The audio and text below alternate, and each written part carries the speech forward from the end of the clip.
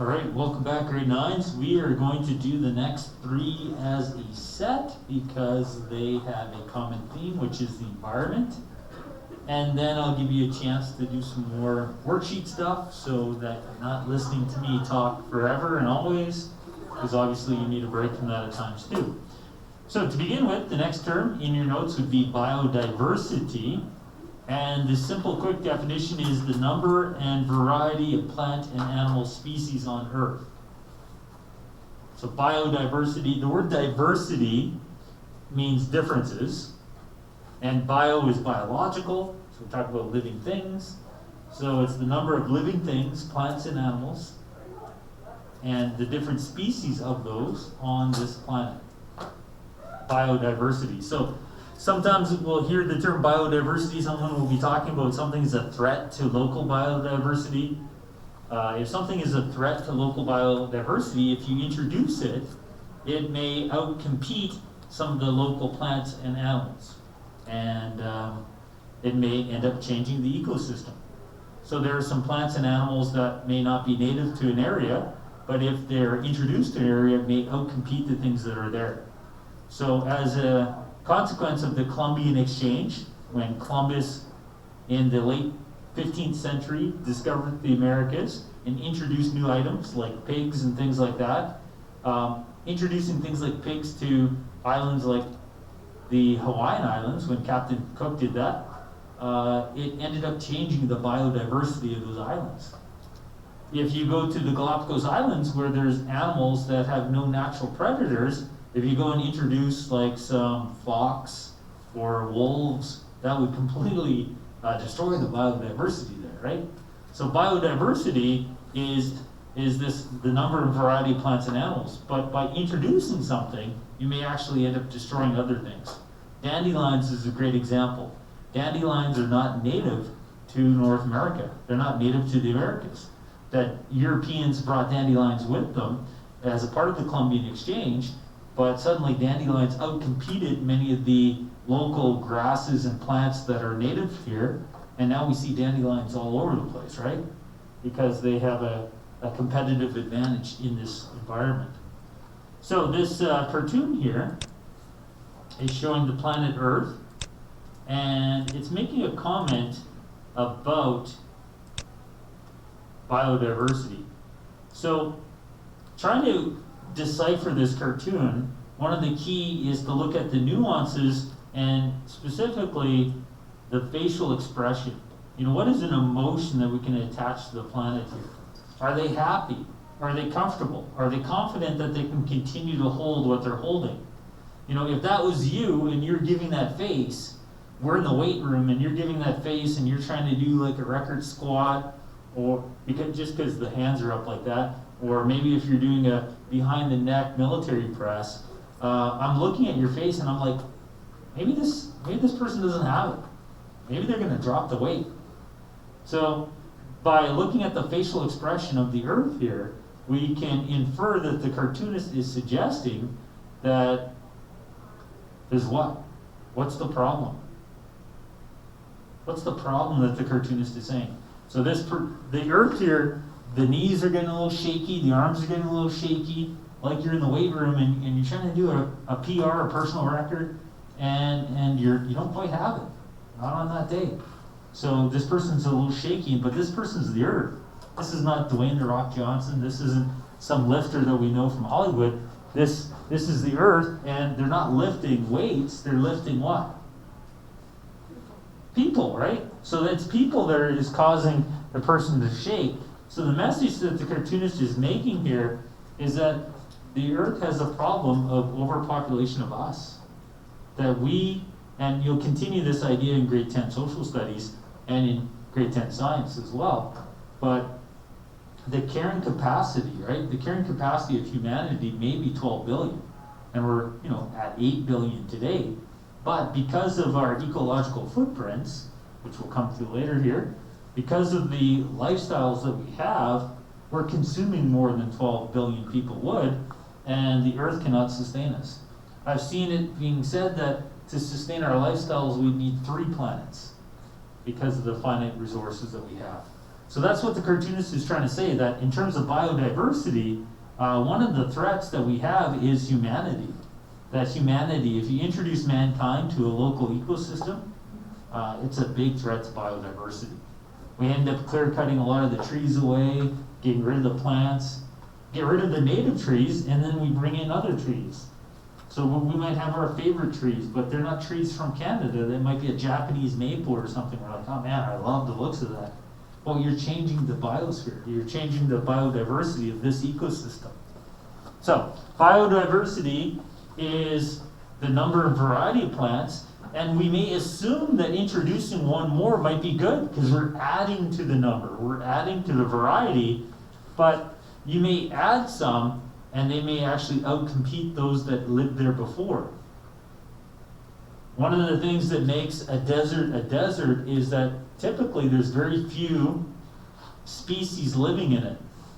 So the southern tip of the Okanagan Valley in BC is a desert. And if you go there, there's only a handful of plants and animals that live in the desert. Whereas if you go to the Amazon rainforest and you have the equal amount of space, they say that more than half the species on the planet could be found in that space. So you take like a little area the size of Wetaskiwin, and just the diversity alone within that Amazonian rainforest is such an incredible thing to see. So biodiversity is higher in places like the Amazon rainforest and significantly lower in deserts. And ultimately, the Arctic is a desert. It's a frozen desert. So you might go to the north, Canada's north, and you might be looking around and say, man, I don't see a lot of plant life. No, because you're above the timberline, you're in the Arctic, and you're like, oh, you know what, I'm not seeing a lot of animals either. And it can be quite awe-inspiring to be surrounded by nothing but ice and snow. How far north have you guys been? What's the furthest north you've been?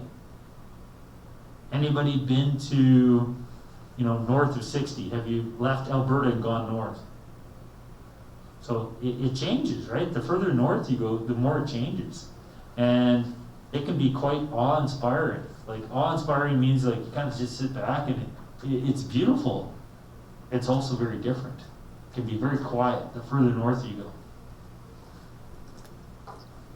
So what is the perspective of the above source with regards to biodiversity? That mankind is too much to carry sometimes. That mankind is a threat to the planet and to biodiversity. So we do have a quick video on biodiversity, and it was tough to find. Like, I don't want to share like an hour-long video each time, so I need to show you a snippet that helps you picture the term, and it's going to be a little short 3-minute video that looks at some of the diversity of plants and animals.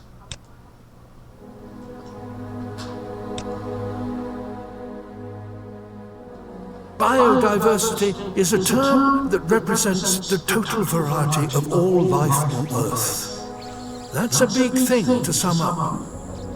Thousands of different wild habitats, millions of different species, billions of different individuals, and the trillions of different characteristics they all have.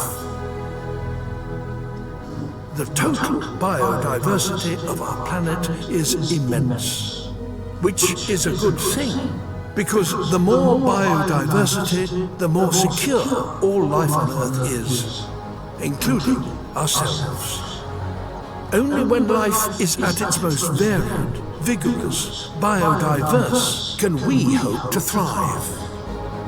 We may not know it, but we need towering forests across 1/3 of the land surface to lock away carbon and keep the climate stable. We need millions of pollinators and billions of soil organisms and megatons of plankton to keep the food we eat in supply. We need strange plants deep in jungles to create our medicines, and coral reefs and mangrove swamps to protect the coasts we depend upon. Our planet's biodiversity provides all the things we need for free. But it will only do so if there's lots of it, and at the moment it's under attack. In the last 50 years, our activities have dramatically reduced biodiversity across the globe. We've snuffed out habitats, reduced populations of wild animals by 60%, and even driven whole species extinct. The number of lions in Africa has dropped by 65%. The number of individual flying insects in Europe has dropped by 75%. The number of bluefin tuna in the Pacific has dropped by 95%. Biodiversity is dropping everywhere and fast. This is catastrophic for nature and therefore ourselves. We talk about climate change a lot, but biodiversity loss is as important an issue. How do we stop this loss of life? How do we ensure that biodiversity, our planet's vital statistic, begins to increase again? In fact, we already know exactly what to do.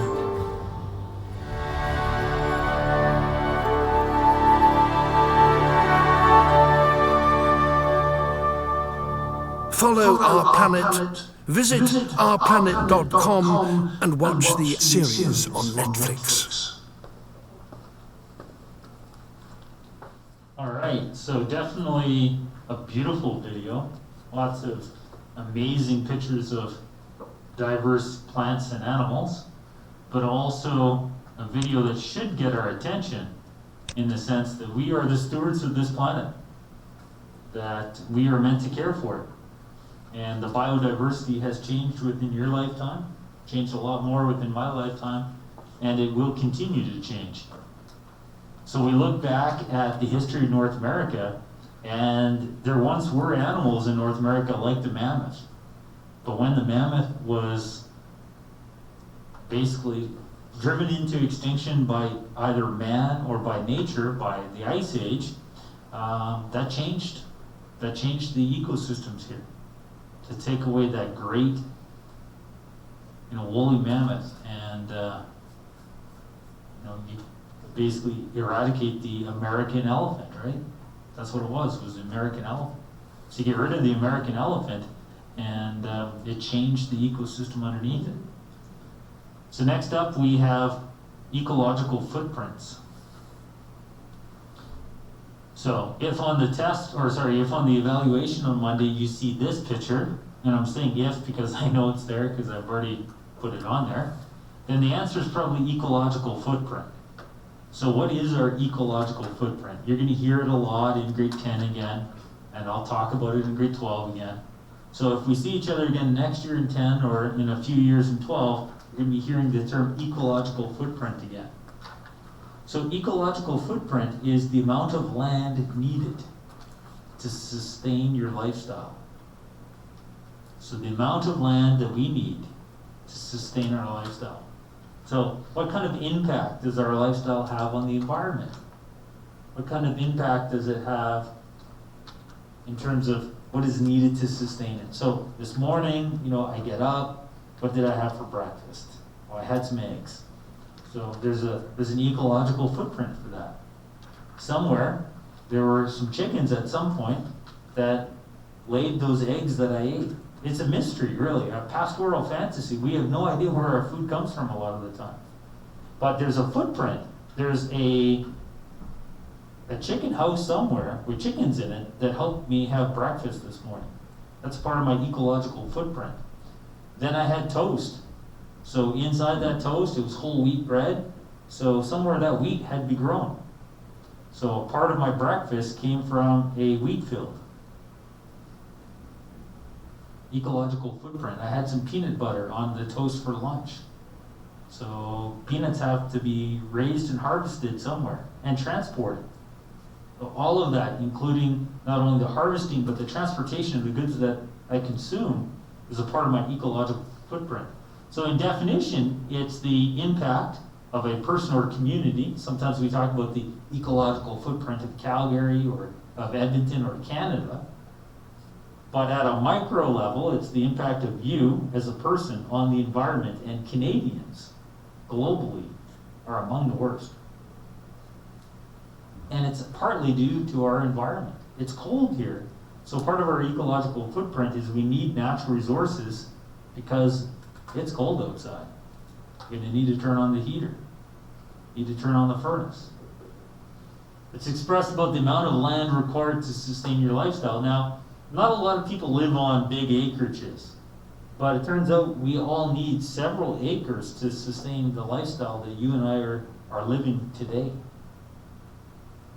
So thinking ahead, because many people would like to create cities on the moon, cities in the orbit of the moon, cities on Mars, and that's fascinating. You know, the idea that maybe we'll have a city of 1 million people on Mars within 30 years.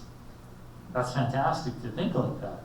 But in order to have 1 million people locate to Mars, one thing they have to consider is the ecological footprint of each one of those settlers, each one of those first generation Martians. You know, where are they getting the stuff that they need to sustain their lifestyle? Because there's some things that they don't have on Mars. They don't have the luxury of just, oh man, there's a forest that can help sustain you, or there's pasture land that can help sustain you, or fisheries.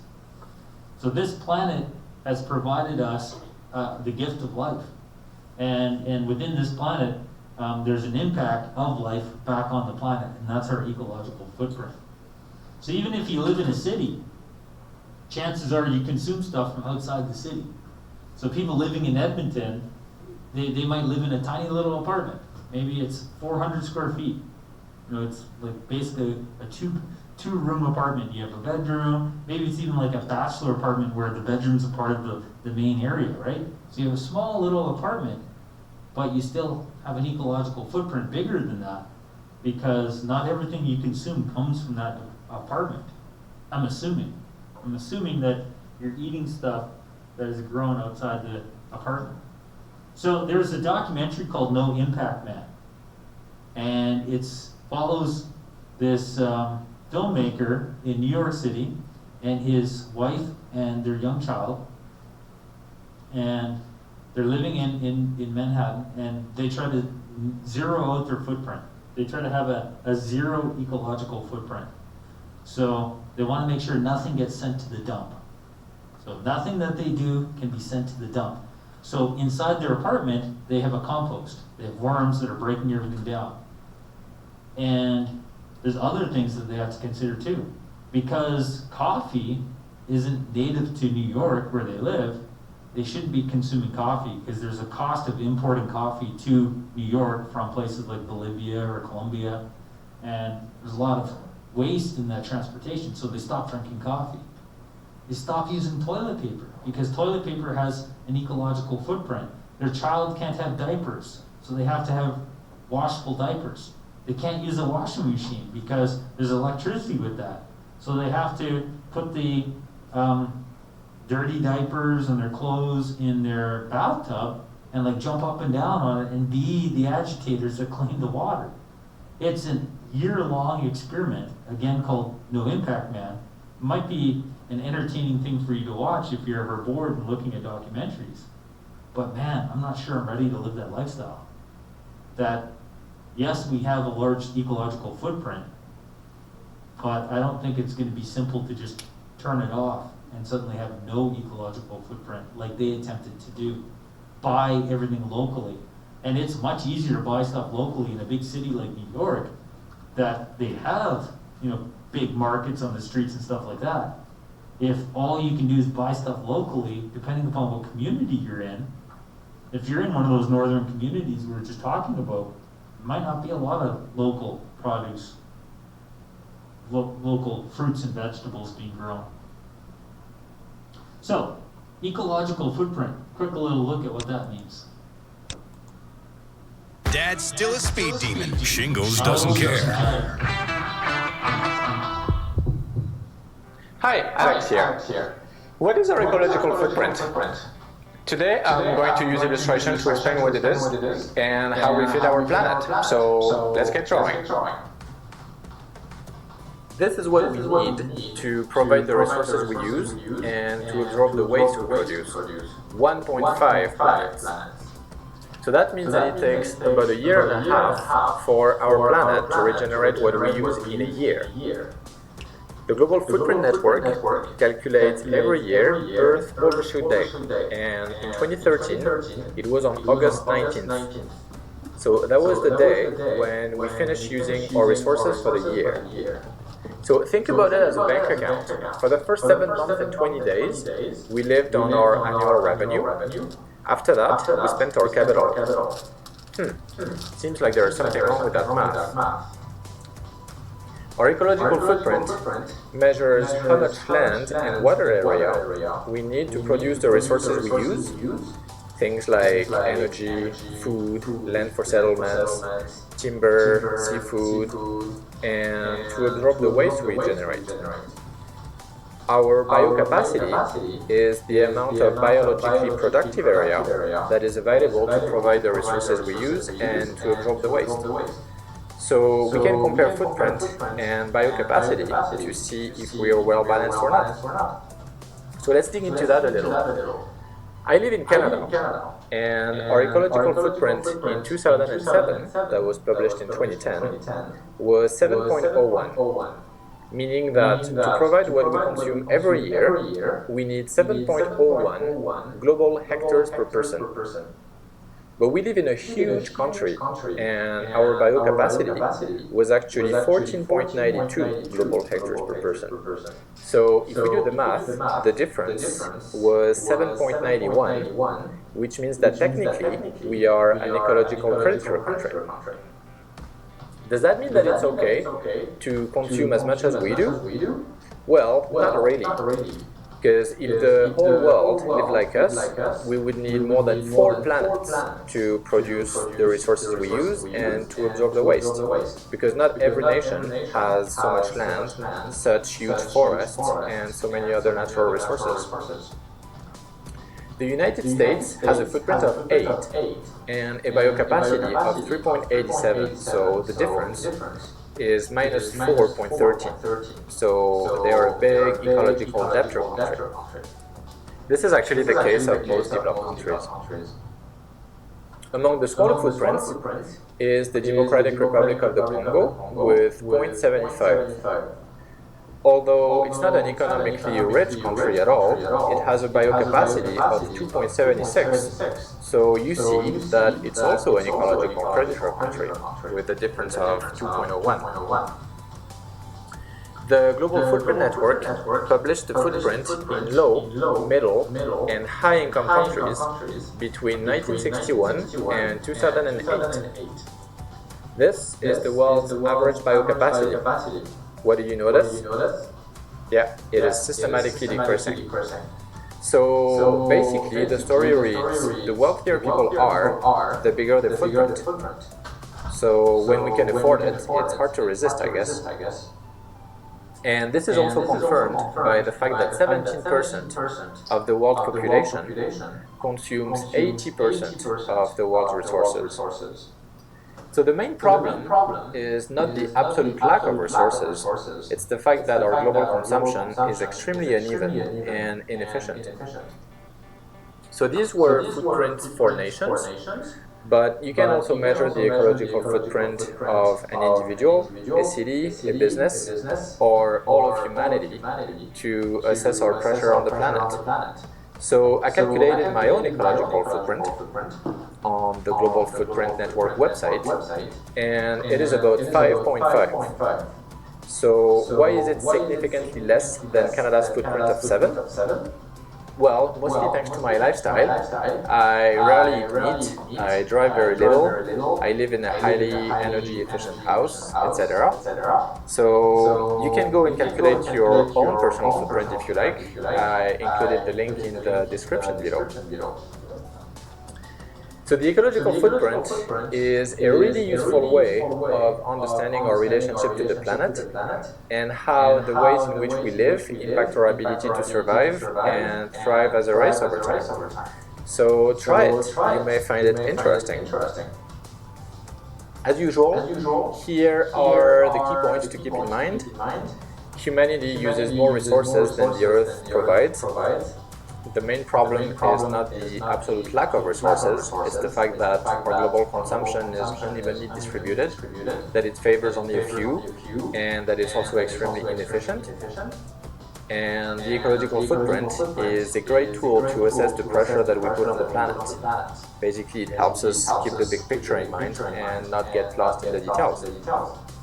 So in the next video, we'll use this ecological footprint combined. Is anybody curious to find out what their ecological footprint is? If so, we can break now and grab the Chromebooks, and I'll put the link on our Google Classroom that you can go to find out your ecological footprint.